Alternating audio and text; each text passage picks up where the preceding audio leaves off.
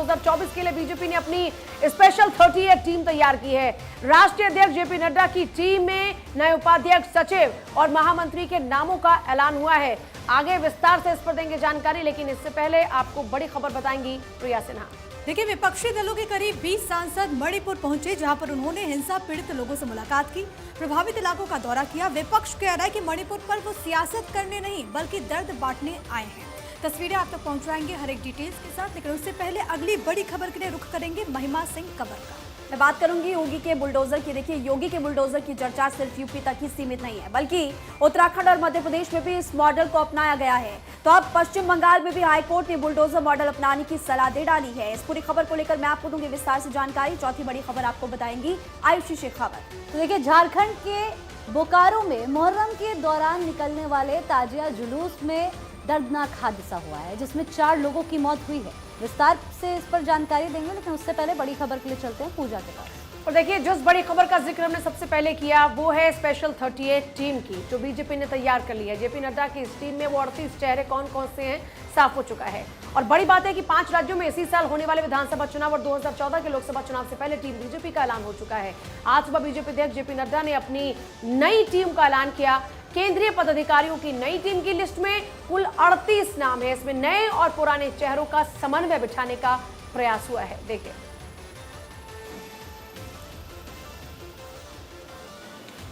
देखिए, तो तस्वीरें आपके सामने। पहले मोदी का विजन किस तरह से इंप्लीमेंट होगा, वो विजन उसमें नजर आता है जो स्पेशल 38 की टीम तैयार की गई। दूसरा, इसमें जो नजर आता है वो है शाह की रणनीति, जिसकी झलक साफ साफ नजर आती है। देखिए, बीजेपी की नई सूची की इनसाइड स्टोरी क्या है वो लगातार सुबह से मैं आपको बता रहे हैं, और बदलाव के मायने क्या है। क्योंकि देखिए, टीम जेपी नड्डा में कई चेहरों को हटाया गया है और कई नई एंट्रीज हुई हैं, लेकिन यहां पर लोगों को हटाने के पीछे का क्या मकसद है और जिनकी एंट्री हुई है उनकी एंट्री का भी क्या मकसद है, किस तरह से वो काम करेंगे, इसी पर देखिए इनसाइड स्टोरी को लेकर हमारी ये स्पेशल रिपोर्ट।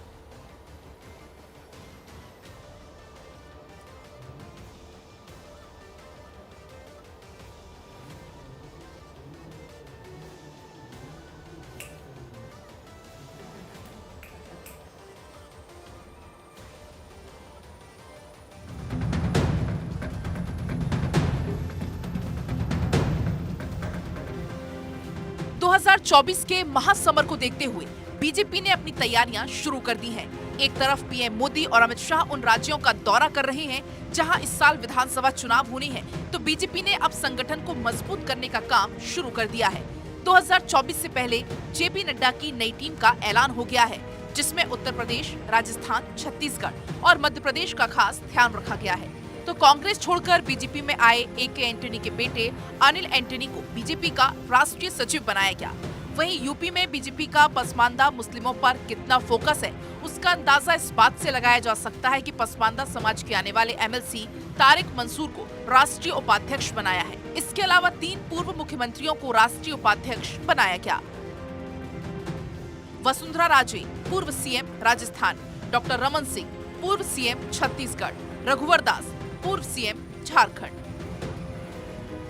बीजेपी ने 13 राष्ट्रीय उपाध्यक्ष बनाए हैं, जबकि 8 लोगों को महामंत्री बनाया है। इसके साथ ही 13 नेताओं को राष्ट्रीय सचिव की जिम्मेदारी सौंपी गई। बीएल संतोष राष्ट्रीय महामंत्री संगठन, शिव प्रकाश राष्ट्रीय सह संगठन महामंत्री। कोषाध्यक्ष पद की जिम्मेदारी यूपी से आने वाले राजेश अग्रवाल को सौंपी गई। पंकज मुंडे महाराष्ट्र, अलका गुर्जर राजस्थान, आशा लकड़ा झारखंड। राष्ट्रीय महामंत्रियों की नियुक्ति में यूपी और एमपी का भी खास ख्याल रखा गया। इन्हें मिली राष्ट्रीय महामंत्री की जिम्मेदारी। अरुण सिंह उत्तर प्रदेश, कैलाश विजयवर्गीय मध्य प्रदेश, दुष्यंत कुमार गौतम दिल्ली, तरुण चुग पंजाब, विनोद तावड़े महाराष्ट्र, सुनील बंसल राजस्थान, राधा मोहन अग्रवाल उत्तर प्रदेश।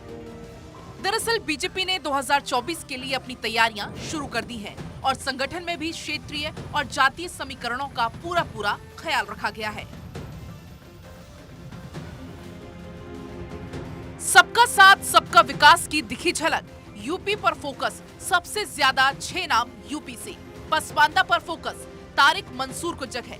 महिलाओं पर फोकस, लिस्ट में महिलाओं को जगह। SC/ST पर फोकस, लिस्ट में वर्ग विशेष पर फोकस। राज्यसभा सांसदों को लिस्ट में जोड़ा गया। AK एंटनी के बेटे अनिल एंटनी की एंट्री। गुजरात से कोई नया नाम शामिल नहीं। उत्तर प्रदेश नॉर्थ ईस्ट में सोशल इंजीनियरिंग की जबरदस्त झलक। लोकसभा सांसद इलाकों पर फोकस करें, इसलिए लिस्ट से बाहर। बीजेपी ने अपनी कमर कस ली है और वो 2024 के महासमर के लिए पूरी तरह से तैयार है। बीजेपी के नए योद्धा अब संगठन मजबूती और बूथ की ताकत बढ़ाने पर काम करेंगे। Bureau report, Bharat 24।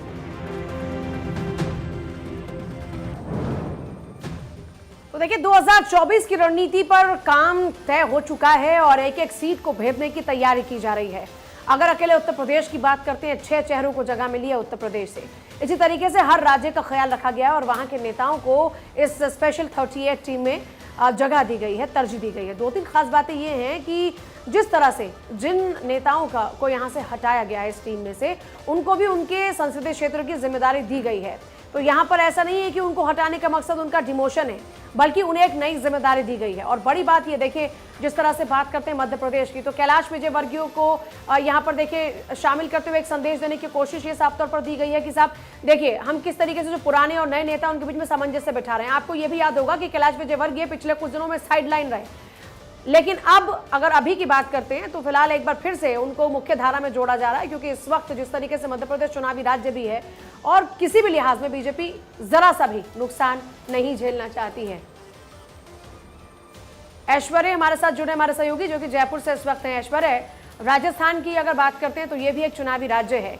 राजस्थान को इस सूची में किस तरह से तरजीह मिली है, इसे किस लिहाज से आपका आकलन बताता है?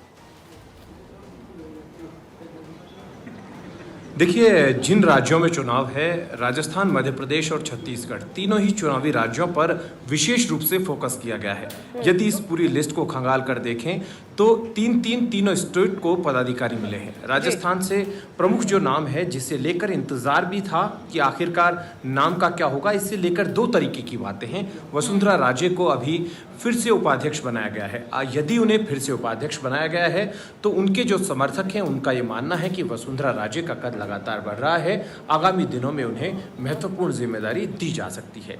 वहीं पर वसुंधरा विरोधी जो लोग हैं उनका कहना है कि वसुंधरा राजे को इसी पद पर यथावत लोकसभा चुनाव तक रखा जाएगा, चूंकि जानते हैं बड़ा चेहरा है। लेकिन यदि स्वतंत्र रूप से आकलन करें तो वसुंधरा राजे राजस्थान में लोकप्रिय है, बड़ा चेहरा है, तो उन्हें नड्डा ने अपनी टीम में रखा है, तो स्वाभाविक तौर पर चुनाव में उनका उपयोग बहुत ज़्यादा होगा। लोकप्रियता उनकी सभी के सामने है। तो दूसरी तरफ सुनील बंसल, जो कि अखिल भारतीय विद्यार्थी परिषद से आकर आज पूरे देश भर में उनका खास नाम है और ख़ास तौर पर संगठन को जो मजबूत उन्होंने किया, जैसा भारतीय जनता पार्टी मानती है, उस लिहाज से सुनील बंसल को महत्वपूर्ण जिम्मेदारी दी है। हालांकि वो ऐसे राज्यों की जिम्मेदारी पहले से ही संभालते रहे हैं जो राज्य हमेशा से चुनौतीपूर्ण है। मिसाल के तौर पर ओडिशा है, तेलंगाना है। कहा जाता है कि चुनाव से ठीक पहले अगर इस तरीके से कुछ बदलाव हुए तो हर एक समीकरण को साधा जाता है। जिन चेहरों को राजस्थान से तरजीह दी गई है, क्योंकि राजस्थान में इसी साल के अंत में चुनाव होने वाला है, उसके पीछे क्या समीकरण अभी आप समझ पा रहे हैं? देखिए, राजस्थान कि जिन चेहरों को तरजीह दी गई है उनमें एक और चेहरा है, वो राष्ट्रीय मंत्री है अलका सिंह गुर्जर। अलका सिंह गुर्जर जो कि गुर्जर तबके से है और संगठन में पहले से काम करती रही हैं, इंटेलिजेंट है, तो ऐसे में उन्हें जिम्मेदारी दी गई है। लेकिन अगर राजस्थान के मद्देनज़र संपूर्ण रूप से ऐसे इस पूरी लिस्ट को खंगाला जाए तो इस पूरी लिस्ट में वसुंधरा राजे, सुनील बंसल सबसे ज़्यादा मजबूत हैं और दोनों की स्थिति सभी के सामने है। और जैसे ही लिस्ट की घोषणा की गई वैसे ही राष्ट्रीय अध्यक्ष जेपी नड्डा राजस्थान आए हैं और राजस्थान में भारतीय जनता पार्टी की वर्तमान की नब्ज टटोल रहे हैं, और जो कि बेहद ज़रूरी है, क्योंकि आप अंदाज़ा लगाइए कि प्रधानमंत्री इस तरीके से जो दौरे कर रहे हैं, इससे पूर्व के जो चुनाव थे उनमें इस तरीके से दौरे नहीं किए थे। तो आप ये भी तय मानकर चलिए कि प्रधानमंत्री मोदी के दौरे और भी ज़्यादा होंगे। लेकिन उससे पहले पीएम मोदी चाहेंगे कि राजस्थान में संगठन जो है वो मजबूत रहे और कार्यक्रमों के लिहाज से उनमें मजबूती बरकरार रहे। यानी कि ऐश्वर्य यानी कि आने वाले समय में संग्राम और ज्यादा भीषण होने वाला है। प्लान बीजेपी का पूरी तरह से सेट हो चुका है। देखिए, भारतीय जनता पार्टी का जो प्लान है वो सीधे तौर पर यही है कि फिलहाल अशोक गहलोत से प्रधानमंत्री मोदी दो हाथ कर रहे हैं, लेकिन ग्राउंड पर प्रधानमंत्री मोदी किस पर भरोसा जताते हैं।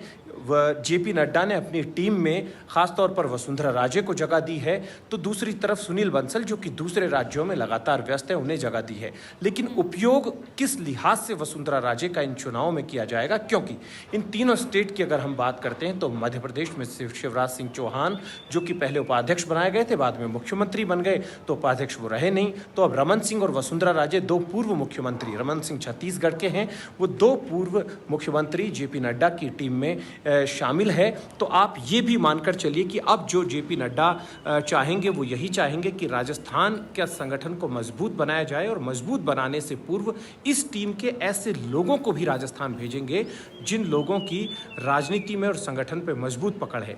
ऐसा नहीं जो राजस्थान से ही ताल्लुक रखते हैं उन्हीं चेहरों को राजस्थान में लगाया जाए। ऐसे लोग जो कि राजस्थान चुनाव में जिन्हें गहरी पकड़ है, उनके भी अब लगातार दौरे होते रहेंगे। आज यही कारण है कि संगठन की नब्ज टटोल रहे। हम कोशिश ये भी करेंगे कि जेपी नड्डा हमसे मुखातिब भी हों और जो आज टीम बनाई गई है उस टीम को लेकर बोले, लेकिन फिलहाल इस तरीके से कुछ भी नहीं बोले हैं। लेकिन कॉन्फिडेंस में जेपी नड्डा इस वक्त है, क्योंकि उनका जिक्र किया वो यूपी की कमान को ज्यादा संभालते हुए नजर आ रहे हैं और अभी भी फिलहाल उनकी जिम्मेदारी वहां पर ही लगी हुई है। ऐसे में वसुंधरा राजे वो एक सबसे दमदार चेहरा रहते हैं संगठन के अंदर जिम्मेदारी को संभालते हुए। तो क्या ये मानकर चले कि ये एक संदेश भी है राजस्थान के अंदर, क्योंकि इस वक्त चुनावी राज्यों के अंदर सबसे ज्यादा जो बड़ी चुनौती है वो सामंजस्य बिठाना है, और उस सामंजस्य के लिहाज से एक कड़ा संदेश भी है कि किस तरह से चुनाव में आगे बढ़ा जाएगा, और एकदम विजन क्लियर कर दिया गया कि अब सबको बस यहां पर लग जाना है। देखिए, वसुंधरा राजे की आवश्यकता इसलिए इस टीम में सर्वाधिक तौर पर है, ये तय मानकर चलिएगा। मैं ये नहीं कह रहा कि भारतीय जनता पार्टी चेहरा किसे घोषित करेगी, चुनाव प्रचार समिति की कमान या चुनाव प्रबंध समिति की या चुनाव समिति की कमान किसे देगी, लेकिन वर्तमान स्थितियों में वसुंधरा राजे एक ऐसी लीडर है कि चुनाव में कई बार ऐसी स्थितियां भी आती है कि लोकप्रियता को भले ही भुना लिया जाए, और भुनाया भी जाएगा, और जो लोग नेता लोकप्रिय है उनकी लोकप्रियता को भुनाया जाता है। लेकिन जब चुनाव में ऐसे लोग जिन्हें टिकट नहीं मिलते हैं, ऐसे कार्यकर्ता जिन्हें टिकट नहीं मिलते हैं, तो वो नाराज भी होते हैं, और नाराज होकर कई बार दूसरी पार्टी में जाने का खतरा भी लगातार मंडराता रहता है। तो वहीं पर वो अपनी ही पार्टी को डैमेज भी कर सकते हैं, निर्दलीय भी खड़े हो सकते हैं। तो वो किसकी बात माने, किस लीडर की बात माने, और किस लीडर के कहने पर वो विश्वास करे, ये भी चीज इंपॉर्टेंट होती है। तो ऐसे में तजुर्बेकार लीडर जो होते हैं उनकी खास आवश्यकता पड़ती है। मैं इस पूरी लिस्ट से पहले फ्लैशबैक में भी जाना चाहूंगा। भूपेंद्र यादव को राजस्थान की गहरी पकड़ है, लेकिन वो मध्य प्रदेश जा चुके हैं। भूपेंद्र यादव को मध्य प्रदेश चुनाव प्रभारी के तौर पर जेपी नड्डा ने भेजा है। सुनील बंसल है, उनको दूसरे राज्यों में लगाया गया है। ओम प्रकाश माथुर की गहरी पकड़ राजस्थान में है। मतलब आपका खुद का अनुमान यही है कि वसुंधरा राजे पर फिर से भरोसा जताते हुए एक बार फिर से उनके कंधों पर जिम्मेदारी दी जा रही है। बहुत ही शुक्रिया ऐश्वर्या आपका फिलहाल इस पूरी जानकारी देने के लिए। तो देखिए, टीम तैयार है, टीम 38 में क्या रणनीति है, क्या बारीकी से तैयारी